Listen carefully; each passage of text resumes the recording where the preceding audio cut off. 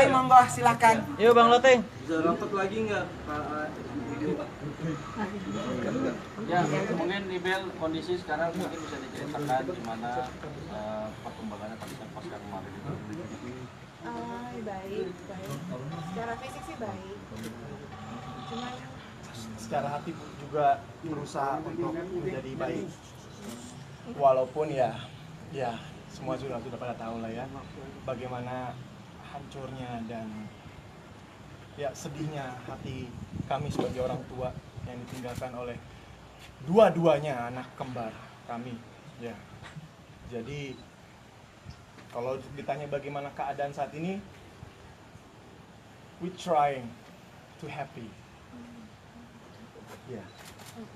And kita betul-betul berserah sama Allah Subhanahu wa taala biar ini semua ya ada gantinya dari Allah Subhanahu wa taala. Amin. Amar mungkin bisa cerita ngejagain Ibel sekarang seperti apa, mungkin atau lagi kerjaan atau gimana?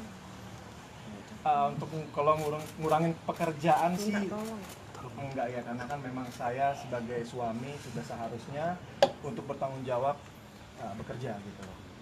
Karena di sini juga Iris kan dijaga sama mama dan dijaga bersama dengan suster-susternya juga di sini. Jadi ya kalau untuk bekerja, untuk dari saya sih saya tetap bekerja sih, nggak ada masalah. Kami tetap berusaha untuk profesional. Kalau memang ada tanggung jawaban seperti kayak kemarin saya ada tanggung jawab live on air gitu kan, dan saya harus tetap datang ke sana karena memang itu kewajiban. Jadi ya kerja. Betres sampai kapan Ibel? Kalau boleh tahu. seminggu 2 minggu Sampai sekuatnya. Tapi Iris sama sendiri sudah tahu ada maksudnya baby ini spesial, kehamilan spesial, memang tahu dari lama, dari awal kehamilan atau seperti apa? Untuk Enggak, belum. Kita mungkin tahu telat kali ya. Mungkin di situ kesalahannya. Kita kurang apa ya? Aware gitu ya. Kami sudah berusaha sebaik mungkin. Iya.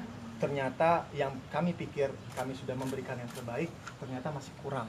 Masih harus memberikan servis yang terbaik karena kemarin ini Iris hamil sangat spesial ya. Dia anak kami itu kembar identik. Satu plasenta yang 2 orang, yang which is kalau misalkan kemarin tidak terjadi seperti ini, mereka berdua tuh memang betul-betul mirip sekali, identik dan betul-betul satu hati satu jiwa dia. Jadi kayak yang satu sakit, yang satu juga akan sakit. Jadi itu sangat spesial sekali. Dan seharusnya kami sudah tahu itu, kami juga harus memberikan yang spesial sekali.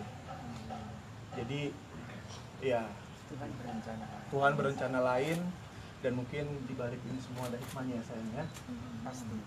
Yang pastinya kami jadi lebih belajar, dan mungkin ini juga sebagai apa ya, kami sebagai bukti dan contoh karena kami adalah public figure dan bisa memberikan contoh kepada masyarakat semua, terutama untuk ibu hamil yang baru-baru hamil, apalagi kembar identik. Jadi harus diperhatikan lagi, khusus juga buat para suami. Iya, karena hamil kembar itu kan resikonya tinggi ya, banyak gitu.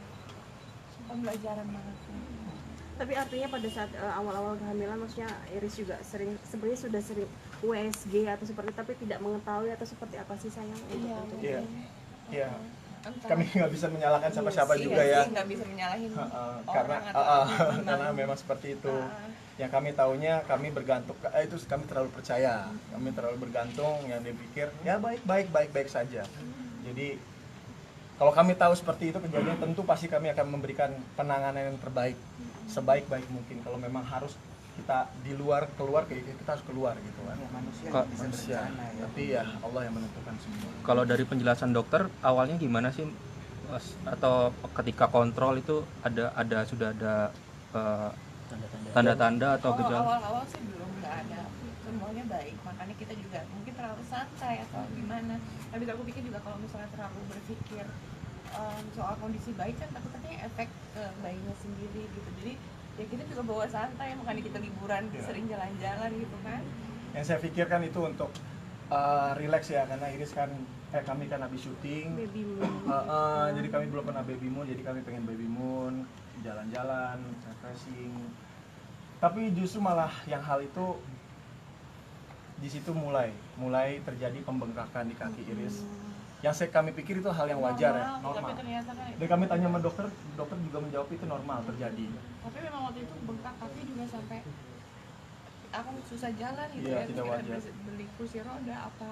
Nah itulah mungkin kita pikirnya kan mungkin bengkak karena hamil atau apa Iya. gitu, tapi ternyata Mm. ya itu sebenarnya udah mulai ada tanda-tanda gitu Iya, ya. betul. Gitu.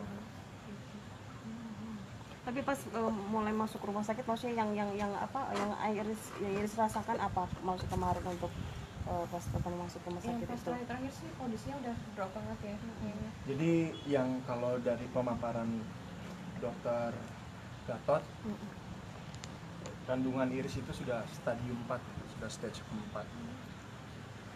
Dan dia mempertanyakan kenapa baru sekarang dibawa gitu.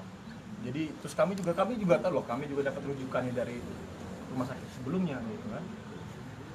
Dan ya ini udah kami akan coba semaksimal mungkin, tapi di situ dokter sudah menjelaskan kalau kemungkinan mereka untuk hidup itu sekitar 20% berdua.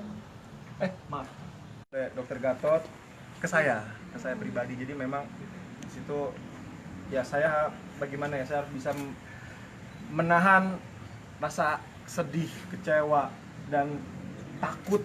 Terus bagaimana saya harus menyampaikan kepada istri saya, apalagi saya nggak takut tergoncang jiwa dan psikis dari Iris gitu loh. Tapi alhamdulillah ini benar-benar di luar dugaan sekali. Saya betul-betul bersyukur sekali saya mempunyai istri yang sangat-sangat luar biasa sekali.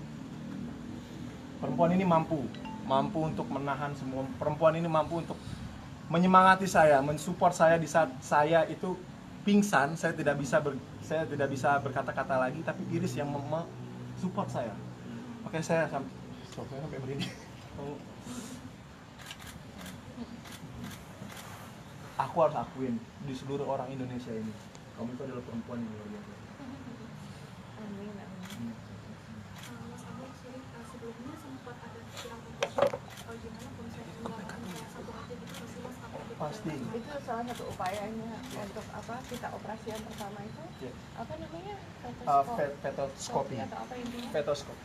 kan aku selama di rumah sakit itu berapa hari itu aku menjalani 2 kali operasi. Yang pertama itu karena ya itu kan kata dokter kan bayi saya itu kan TTS ya, twin transfusion twin syndrome. Iya, triple TS ya. Makanya kita menjalankan operasi yang pertama itu untuk supaya bisa kalau bisa menyelamatkan dua-duanya sih alhamdulillah. Tapi waktu itu salah satu juga Jadi kalau ibaratkan seperti ini, contohnya dia ini kan satu plasenta itu berarti satu makanan, satu piring. Satu piring makan berdua. Yang namanya satu piring makan berdua pasti ada yang makannya banyak dan makannya sedikit. Nah, jadi ada kesenjangan dari yang satu kecil sekali, yang satu kelebihan makanan. Nah, itu diupayakan dari dokter Gatot melakukan fetoskopi dengan cara dipotek piring itu, dipotek intinya dengan harapan bisa dikasih makan setengah-setengah dari piring yang setengah. Nah, pas sudah dipotek itu ternyata terjadilah hipertensi atau tekanan darah tinggi, preeklamsia, yang menyebabkan plasenta itu sobek, bukan sobek keluar ya. baby itu Baby itu keluar. lepas dari plasenta. Ya sobek kan keluar ya. Dan ya tidak mendapatkan oksigen di situ. Nah, Makanya dua-duanya nggak diselamatkan. Sebelumnya ada riwayat darah tinggi nggak Pak? enggak, jadi hipertensi itu memang akan terjadi, preeklamsia atau ya itu pasti akan terjadi kepada ibu hamil. Dan yang paling beresiko itu adalah ibu hamil dengan kembar, apalagi kasusnya anak kami adalah kembar identik. Jadi memang itu adalah penyakit yang cukup sangat langka sekali, dan kami pun juga baru tahu ya kemarin kalau twin transfusion syndrome itu adalah penyakit yang 20% kesembuhan. Seperti itu. Mas tadi kan sempat dibilang mau dirujuk ke dokter Gatot.